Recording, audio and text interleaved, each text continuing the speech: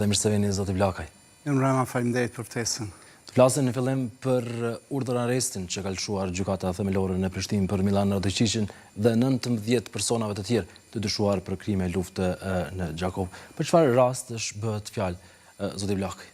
Në bazë asaj që kemi lexuar sot, gjykata themelore në Prishtinë ka shpall këtë urdhër arrest ndaj 20 personave, të cilët dyshohen të kenë kryer krime masive në qytetin e Gjakovës. Bëhet fjalë për 2 data, është data 7 majit, ku të vendi quajtur Uret Aliqit 48 persona ishin vrarë, pastaj trupat e tyre ishin zhdukur, dhe 3 ditë më vonë, me datën 10 maj të vitit 99, në lagjen Qabrat ka pas vrasje masive të banorëve të asaj lagje. Gjithsej në këto 2 raste janë vrarë 106 persona, trupat e cilëve për një kohë ishin zhdukur, pastaj janë identifikuar, janë gjetur në përvarreza masive, identifikuar dhe kthyer për rivarrim tek familjet e tyre. Një numër i vogël i tyre ende janë të raportuar si të zhdukur dhe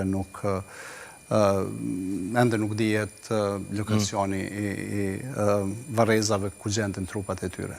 Pra, përveç vrasjeve, aty më pas kishte edhe fshehje të trupave të viktimave të 106 civilëve shqiptar.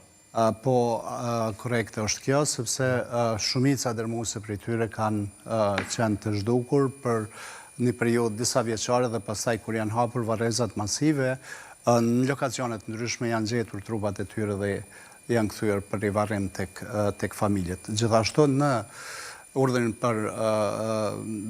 për arrest përmendet edhe një numër i konsiderueshëm i civilëve, i qytetarëve të Gjakovës, cilët ishin arrestuar dhe pastaj janë dërguar në burgun e Dubravës, ku disa prej tyre për fat keq janë vrarë në masakrën e Dubravës. Realisht ka pas vrarë edhe me 19-21 dhe pastaj me 22 maj të atij viti, dhe pjesa tjetër janë dërguar në mbajtje pas përfundimit të luftës në Kosovë, janë dërguar në burgjet serbe, dhe atje ka qenë një gjykim ndaj grupit të Gjakovës, ku një numër i madh i tyre ishin dënuar për gjëja për vrasjen e disa policëve serb në komunën e Gjakovës. Pra, zoti Blakaj, 106 civil shqiptar në urdhrin arrestin edhe të gjykatës përmendet se aty ishin forcat ushtarake serbe, por ishin edhe 19 personat